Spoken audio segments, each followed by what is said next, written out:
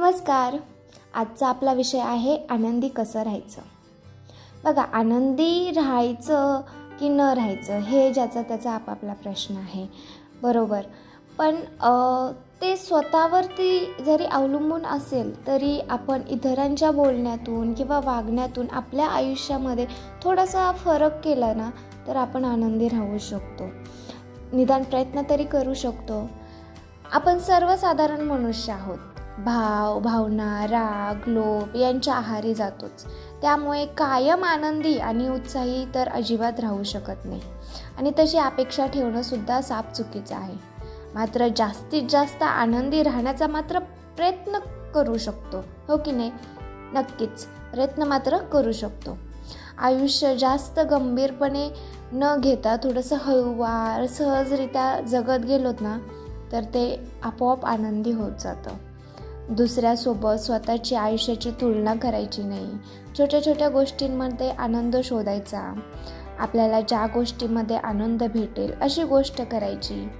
बघा किती सहज सोपं आयुष्य होऊन जाईल. एखादी गोष्ट लावून धरायची नाही. झालेल्या गोष्टीवरती तर अजिबातच चर्चा करायची नाही. होणारी गोष्ट असेल तर त्या गोष्टीवरती चर्चा किंवा चिंता करायची नाही, कारण ती तर होणारच आहे ना. तुमचा विचार करणारे किंवा तुमच्या चिंता करण्याने ती बदलणारे का? अजिबात नाही. आणि एकदाच मिळालेलं हे आयुष्य आहे, त्यात जेवढ्या चांगल्या गोष्टी करता येतील, शिकता येतील तेवढं करा. शिका, स्वतःला आनंद मिळेल त्या गोष्टी करा.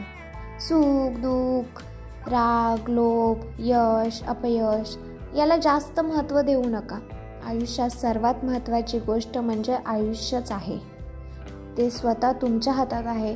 दुःखी ठेवायचं की आनंदी राहायचं. जीवनात आनंदी कसं राहायचं यासाठी आपण एकदम छोट्या छोट्या सवयी जर लावून घेतल्या ना, जसं की तुम्हाला जे आवडतं, चित्रकला, संगीत, बागकाम किंवा मित्रमैत्रिणींसोबत गप्पा मारणे यांसारख्या गोष्टींमध्ये वेळ घालवायचा.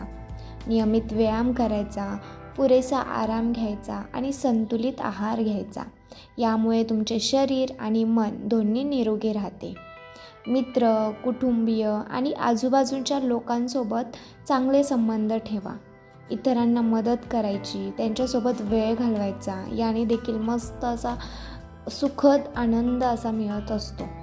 इतरांबद्दल प्रेम दर्शवा, मदत करा. त्यामुळे जो मिळणारा आनंद आहे की नाही तो अगदी आयुष्यभरासाठी न संपणारा आनंद आहे तो. तुम्ही कधीही म्हणजे आज जर मदत केलीत ना तीच तुम्ही पुढे अगदी 2, 3, 4 वर्षांनी जरी तुम्हाला ती मदत आठवली ना तरी खूप छान वाटणार आहे. मी काहीतरी भारी केलेलं आहे माझ्या आयुष्यामध्ये असं वाटणार आहे. त्यामुळे जो मिळणारा जो आनंद, सुख असतं ना ते तुमच्यापासून कोणी हिरावून घेणार नाही आहे. हा सुद्धा छान असा मार्ग आहे.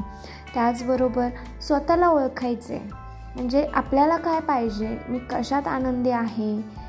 तुमच्या स्वतःच्या भावना जपा. तुम्ही स्वतःला वेळ द्या. आणि हे जर केलं ना तर तुम्ही दुःखापासून अगदी कोसभर लांब राहणार आहात. आनंदी जीवन जगणार आहात.